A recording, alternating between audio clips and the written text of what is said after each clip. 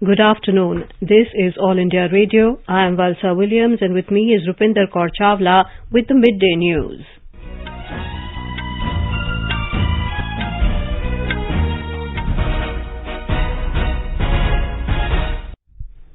The headlines. Prime Minister Narendra Modi to inaugurate RAISE 2020 Artificial Intelligence Summit this evening. 42nd Gst Council Meeting underway to discuss various issues of GST revenue. COVID-19 recovery rate reaches 84.34%. JEE Advanced Results 2020 for admission to IITs across the country announced today. And in IPL cricket, Royal Challengers Bangalore to take on Delhi Capitals at Dubai this evening.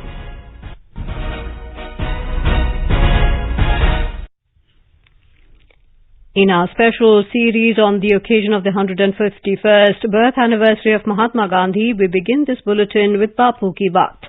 In a speech, Mahatma Gandhi had said that all people should become virtuous and give up their demerits. मैं अहिंसा का पुजारी हूँ। मेरे पास तो एक बड़ा धर्म पड़ा है कि सब आदमी को गुणग्राही बनना चाहिए। वो मेरा धर्म नहीं है, तुलसीदास ने हमको सिखाया। उसने कहा है कि जड़ चेतन गुण लो समय विश्व की न किरदार। तो ईश्वर ने जड़ और चेतन सब तब से हमारे क्या करना, तो कहते हैं कि जो सच्चा आदमी है उसके लिए तो यही है कि जैसे हंस वो पानी को छोड़ देता है और उसमें जो चीज भरी है दूध में से मलाई देती है उसको ले लेता है, इसी तरह से हमारे जो मलाई है, मनुष्य के गुण है, उसको मलाई की उपमा दी है, वो ले लेना, बाकी अवगुण है वो छोड़ देना। And now the news in detail. Prime Minister Narendra Modi will inaugurate the summit RAISE 2020 Responsible AI for Social Empowerment 2020 today. Ministry of Electronics and Information Technology and Niti Aayog are organizing the mega virtual summit on artificial intelligence from today till the 9th of October. The summit will discuss cross-sector subjects like leveraging AI for pandemic preparedness, the impetus that innovation places on digitization, inclusive AI and partnerships for successful innovation. In the spirit of Sabka Saath Sabka Vikas, Prime Minister Modi plans to leverage AI for inclusive development, representing the country's AI for All strategy. Directed by the Prime Minister's vision, India will soon stand out in the international community, not just as a leader in the field of artificial intelligence, but will also be a model to show the world how to responsibly direct AI for social empowerment. More from our correspondent.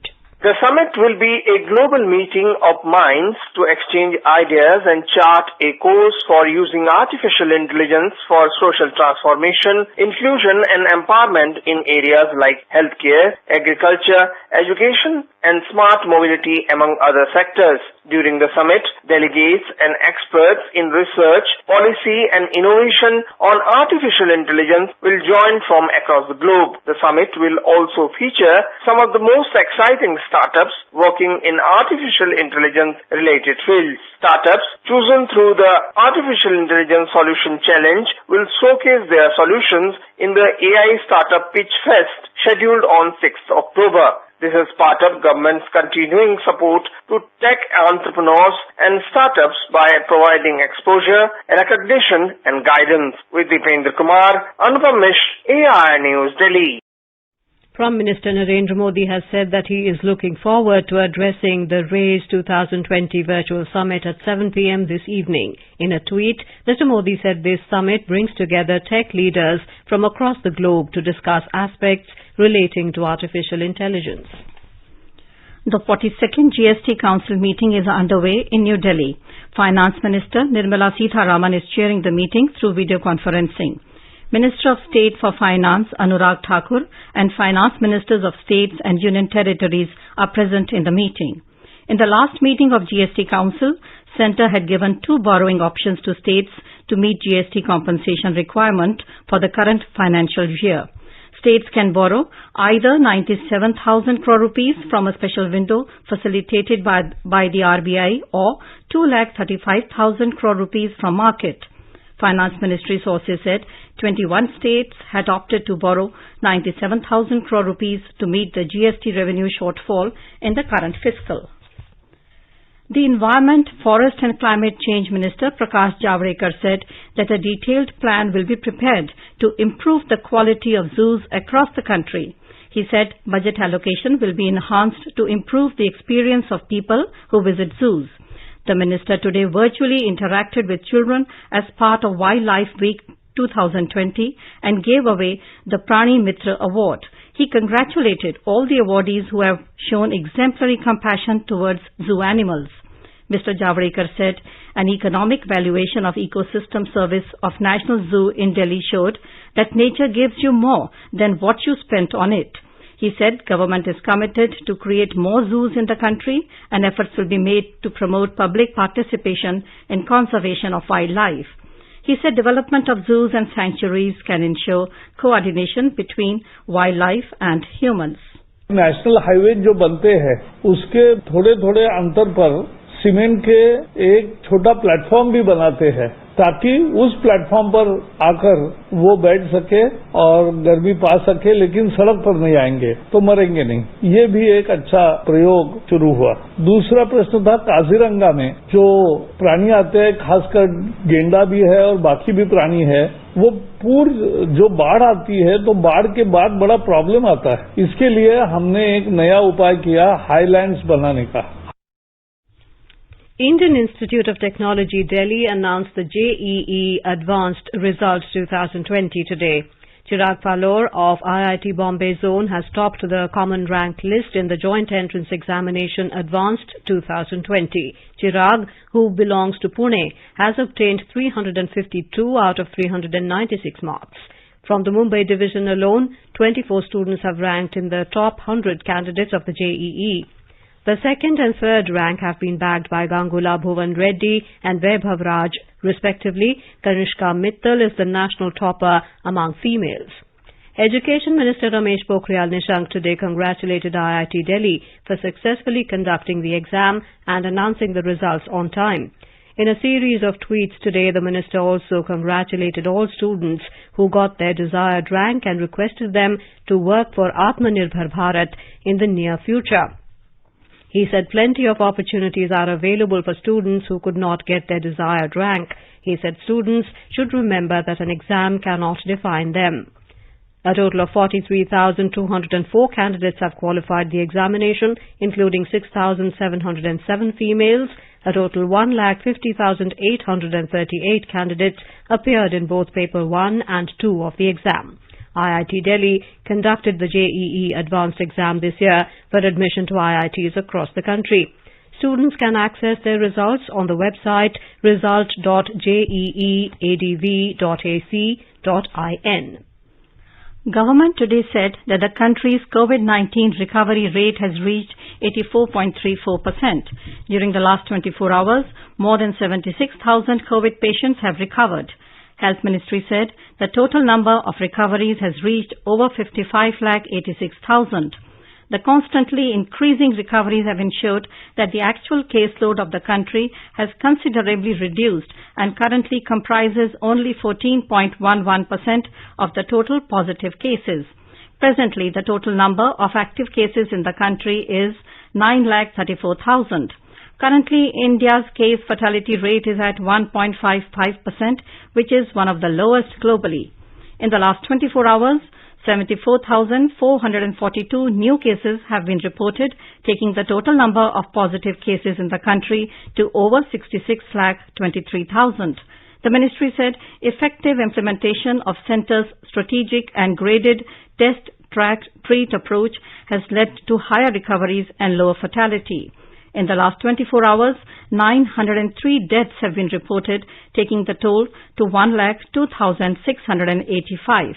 According to ICMR, India has exceeded the 140 per day per million COVID tests as advised by World Health Organization by nearly 6 times. Health Ministry said several states and union territories have demonstrated better performance than the national average. During the last 24 hours, more than 9,89,000 tests have been conducted. The total sample tested so far has reached to around 8 crore. As part of India's contribution to help friendly neighbour Myanmar in its fight against COVID-19, Army Chief General M.M. Naravane and Foreign Secretary Harshvardhan Shringla today handed over 3,000 vials of remdesivir to State Councillor Aung San Suu Kyi. The intravenous antiviral drug remdesivir is used to treat COVID-19. General Naravane and Shringla are in Myanmar on a 2-day visit with an aim to further expand ties in a range of areas, including connectivity, defence and security. The Indian Army Chief and the Foreign Secretary, along with Ambassador of India to Myanmar, Saurabh Kumar, called on Suu Kyi at Naypyidaw today, during which they discussed important bilateral issues. The Indian Embassy tweeted, Myanmar is one of India's strategic neighbours and shares a 1,640-kilometre long border with a number of northeastern states, including militancy-hit Nagaland and Manipur. In Mizoram, no fresh case of COVID-19 was reported in the last 24 hours, and the COVID-19 recovery rate stands at 84.48%.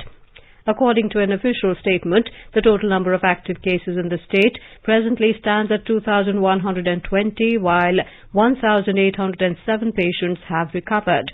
So far, there is no report of a single case of death from COVID-19 in the state. Among the active cases, 67% are armed forces and paramilitary forces, 30% are civilians, and 1.03% are frontline workers. Telangana state has reported 1,335 new COVID cases during the past 24 hours. With this, the number of COVID cases in the state rose to 2,611,000. The state conducted over 37,000 tests yesterday. The recovery rate also improved to 85.93%, with 2,176 more people recovering yesterday. This took the number of recovered people so far in the state to 1,72,388. Meanwhile, the daily bulletin issued by the State Medical and Health Department this morning stated that total deaths rose to 1,171 following 8 more deaths reported during the past 24 hours. In Maharashtra, hoteliers, restaurant and bar owners across the state heaved a sigh of relief as almost after 6.5 months the operations resumed today. The COVID-19 Standard Operating Procedures or SOPs issued by Maharashtra government for restaurants and other eateries has allowed operations at 50% of their seating capacity. As per the guidelines, customers would be screened at the entry point for coronavirus symptoms such as high temperature, cough and cold. Only asymptomatic customers will be allowed inside. More from our Mumbai correspondent. As per the Unlock 5 declaration, restaurants, bars and food courts in Maharashtra have opened up today. Being the first day, people too are somewhat averse in thronging the restaurants. However, opening of the restaurants has certainly provided massive sigh of relief to people, mostly working class, who are dependent on them. In Mumbai, 33% occupancy inside hotels and restaurants have been allowed, whereas in rest of the state, 50% sitting capacity is permitted. Right at the entrance of the hotels, food dispenser sanitizers are being installed, temperatures of the patrons are checked and only then they are given access. Meanwhile, the hotel owners are facing shortage of manpower as many of the employees are yet to return from their hometowns. Kunal Shinde, AIR News, Mumbai. Talking to All India Radio News, Dr. Anupam Prakash, Professor, Department of Medicine, Lady Hardinge Medical College, New Delhi, advised people on how to enhance immunity to stay safe from coronavirus. Immunity बढ़ाने के लिए एक अपना तनाव कम रखें, पौष्टिक आहार लें, रोज जो है एक फल जरूर करें और खीरा ककड़ी जैसे जो फल होते हैं, जो सैलेड्स जो हैं वो जरूर बढ़ाएं. इनमें मिनरल्स, एंटीऑक्सीडेंट्स बहुत ज्यादा होते हैं, यही आपको मदद करेंगे और ये जो है प्राकृतिक भी है. खाना अपना पूरा रखेंगे तो हमें कभी कोई दिक्कत नहीं होगी. The News Services Division of All India Radio in its bilingual live phone-in program tonight will bring you a special discussion on COVID-19. Dr. Balwinder Singh, Medical Superintendent, Safdarjung Hospital, will participate in the discussion.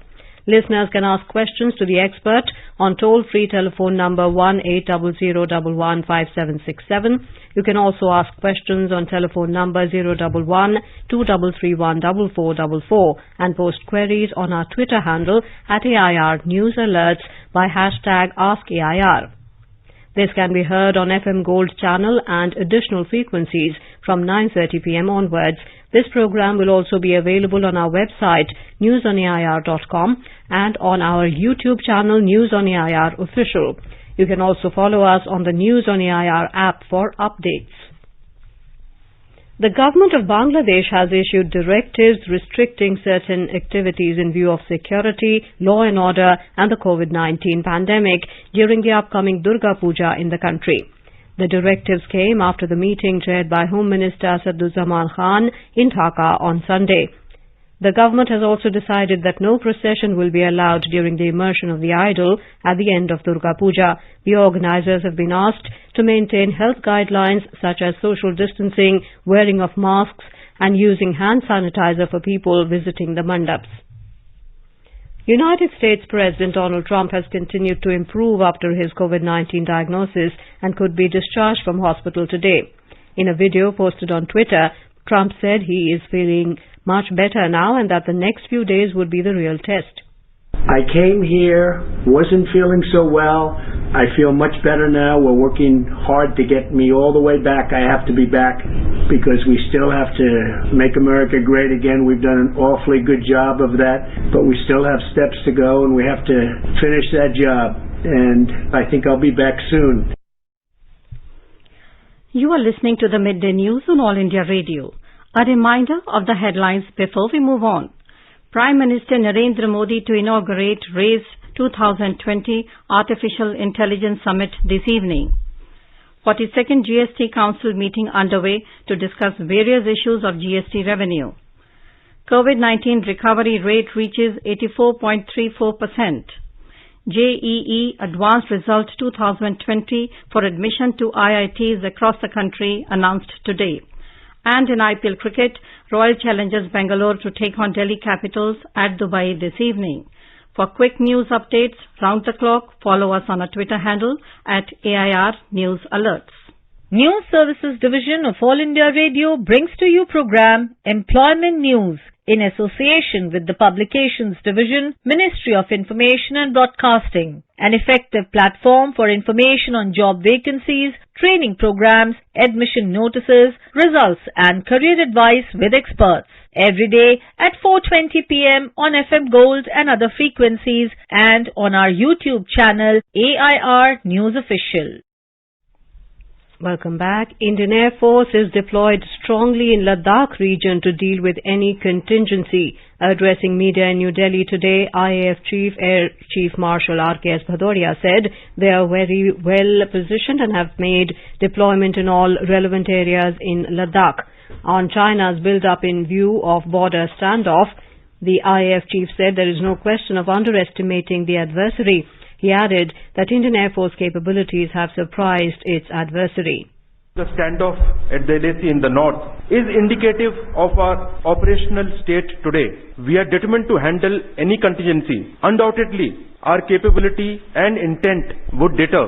Our airlift capability was also brought into focus as we supported the Indian Army in rapid mobilization of troops and equipment to the operational area at a pace which our adversary didn't expect. The integration of Rafales brings in a platform armed with weapons, sensors and technologies that is way ahead and would give us an operational and technological edge in this area.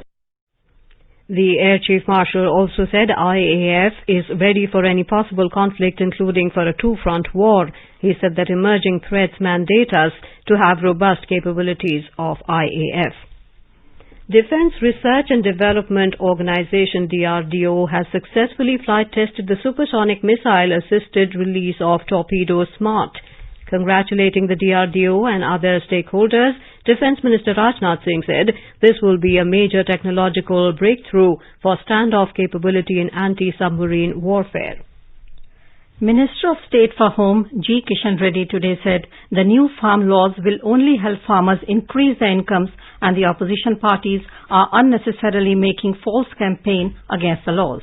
Addressing media in Hyderabad, the minister said, no real farmer is opposing the laws across the country. The minister also pointed out that the opposition parties were silent when the same provisions of the acts brought in the form of ordinance in June this year. He assured farmers that new bills will ensure the farmers' MSP, farm loans and the desired price for their farm produce. In Bihar, several sitting MLAs of the main ally of NDA, the Janata Dal United, have again got party tickets, and they expressed their happiness after coming out from residence of JDU President Nitish Kumar in Patna. Although the formal announcement of seat sharing is yet to be announced by NDA, both the parties informed the candidates about the selection and respective assembly seats in view of first phase of assembly elections. For first phase, polling will be held on 28th of October in 71 assembly constituencies of 16 districts. The last date of nomination of candidates is 8th of October. The NDA will formally announce the seat sharing formula and name of the candidates later in the day. On the other hand, RJD and Congress also started allotting party tickets to its candidates. A report. In the 17th Bihar Assembly elections, due to realignment between political parties, both in NDA and Grand Alliance, several sitting MLAs have failed to secure their party tickets. JDU, which was partner of RJD in 2015 Assembly elections, now forged alliance with BJP in NDA. So, both the parties swapped some sitting assembly constituencies in view of new political equations. The prominent candidate who got party symbol in JDU are cabinet ministers Jay Kumar Singh, Shailesh Kumar, Santosh Nirala, Krishnandan Prasad Verma. In Grand Alliance, RJD and Congress also left some of their sitting assembly seats due to new equation. CPI-ML, CPI and CPM are new partners in Grand Alliance. RJD has left its Jhanjharpur sitting seat and Congress has to vacate its Manji seat for left-wing parties. Dharmendra Kumar Rai, AIR News, Patna. The Uttar Pradesh police has filed an FIR in the Hathras case for criminal conspiracy of riots and inciting communal violence in the state. The FIR has been filed in Chandpa police station of Hathras district under as many as 20 different sections, including Criminal Conspiracy and Information Technology Act 2008. Police claimed that it was a big plot to destabilize the government and a website with foreign links was formed for this purpose. More from our correspondent. Police have claimed that a website named Justice for Hathras was created to disseminate fake information related to the Hathras incident in order to spark caste-based riots across the state. The website was used to create a large group of people and had foreign links also. Security agencies claim that they tracked the website and raided at some places, after which the site became non-functional overnight. But the alleged inflammatory material is in their possession. As per the information shared with media about the website, it carried the information about nationwide protests on the Hathras issue, ways to evade police action, and police claim that it was also used as a platform for foreign funding. Government claims that the website was trying anti-CAA unrest-like plot and groups like PFI could be behind it. Sushil Chandra Tiwari, AIR News, Lucknow. A day after a fire broke out at a commercial building in a cutlery market in South Mumbai, firefighting operations were still on even after 18 hours. A fire brigade personnel was injured during the operation. The blaze erupted around 4:30 p.m. on Sunday in the ground plus 3-story structure located near Juma Mosque in Masjid Bandar area. It was initially tagged as a level 3 major fire but later escalated to level 4. 16 fire vehicles, as many jumbo water tankers along with 3 turntable ladders and an ambulance were rushed to the spot. Firefighters are on the spot and efforts are still underway to douse the flames, a fire official said, adding that there was thick smoke in the area due to the blaze. The Central Bureau of Investigation (CBI) has conducted raids at the residence and business establishments of D.K. Shivakumar, Karnataka State Congress President, in the disproportionate assets case. The search continues at different locations based on the inputs provided by the Enforcement Directorate in the money laundering case. The leaders of the opposition, Siddharamaiah, has termed the raids as political vendetta allegedly done to weaken the Congress during the by-election in the state. In protest against the murder of BJP party worker Manish Shukla yesterday in West Bengal, the state unit of BJP has called for a 12-hour bandh today at the Barrackpur Lok Sabha constituency in North 24 Parganas. A report from our Kolkata correspondent. Manish Shukla, the outgoing councillor of Titagarh municipality in North 24 Parganas and a local BJP leader, was shot dead yesterday. The incident has caused a great deal of tension in the area. Manish Shukla was a lawyer in Barrackpur court. As soon as he got out of the car in Titagarh police station yesterday, the miscreants came on the bike and shot him and fled. BJP has demanded a CBI probe into the murder of the party worker Manish Shukla in Barrackpur. Kailash Vijayvargiya, the National General Secretary of the party, demanded an inquiry into the incident as well as the role of police. Meanwhile, the BJP has called for a 12-hour-long bandh in Barrackpur in protest of the incident. Police have launched an investigation into the incident and CCTV footage is being scrutinized. Dr. Priyanka for All India Radio News, Kolkata. Meanwhile, BJP today attacked TMC government in West Bengal over the death of its councillor Manish Shukla. Talking to reporters in New Delhi, party spokesperson Sambit Patra said Manish Shukla was murdered in front of Titagarh police station by people with covered faces, which is shocking. Air quality in the national capital was recorded in the moderate category today, and it is likely to remain so for another 2 days. The Ministry of Earth Sciences Air Quality Monitor, SAFAR, said Delhi recorded an air quality index of 169 at 10 a.m., which falls in the moderate category. The city air quality index will remain in the moderate category on Tuesday and Wednesday, as high-velocity local winds are preventing accumulation of pollutants. In IPL cricket, Chennai Super Kings beat Kings 11 Punjab by 10 wickets in Dubai last night. Brilliant half-centuries by openers Faf du Plessis, 87 of 53, and Shane Watson, 83 of 53, and their 181-run not-out stand for the first wicket helped Chennai successfully chase the target in 17.4 overs. In another fixture in Sharjah, Mumbai Indians defeated Sunrisers Hyderabad by 34 runs. Opting to bat, Mumbai made 208 for 5 in stipulated 20 overs. In today's encounter, Royal Challengers Bangalore will take on Delhi Capitals at Dubai. Now let's take a look at today's weather. In the Union Territory of Jammu and Kashmir, minimum temperature in Jammu was 17 degrees Celsius and maximum is expected to be around 35 degrees. The city is likely to have a mainly clear sky. In Srinagar, minimum temperature was recorded at 6 degrees Celsius while maximum could go up to 27 degrees. The city will have a mainly clear sky. Leh in Ladakh will also have a mainly clear sky. Minimum temperature was 2 while maximum could be 21 degrees. In Gilgit, the temperature is likely to hover between 7 and 30 degrees Celsius. It will have a mainly clear sky, becoming partly cloudy towards afternoon or evening. In Muzaffarabad, there will be mainly clear sky. Minimum temperature was 13 and maximum is expected to be 34 degrees Celsius. National capital Delhi will have mainly clear sky. Minimum temperature was recorded at 21 degrees Celsius and maximum could go up to 35 degrees. In Mumbai, there will be generally cloudy sky with light rain. Minimum temperature was 25 degrees. Maximum will be around 31. Chennai will have a generally cloudy sky with rain or drizzle. Temperature in the city is likely to hover between 28 and 32 degrees. Forecast for Kolkata says generally cloudy sky with 1 or 2 spells of rain or thunder showers. Minimum temperature was recorded at 26 degrees Celsius, while the maximum is expected to be around 33 degrees. In Dehradun, temperature will hover between 19 and 32 degrees. The city will see a mainly clear sky becoming partly cloudy towards afternoon or evening. Chandigarh will have a mainly clear sky. Minimum temperature was registered at 20 degrees Celsius. Maximum will be around 35. And now, before we end the bulletin, the headlines once again. Prime Minister Narendra Modi to inaugurate RAISE 2020 Artificial Intelligence Summit this evening. 42nd Gst Council Meeting underway to discuss various issues of GST revenue. COVID-19 recovery rate reaches 84.34%. JEE Advanced Results 2020 for admission to IITs across the country announced today. And in IPL cricket, Royal Challengers Bangalore to take on Delhi Capitals at Dubai this evening. And now, before we end the bulletin, we bring you Bapu's favorite bhajan Vaishnava Janato, sung by artists from Bangladesh.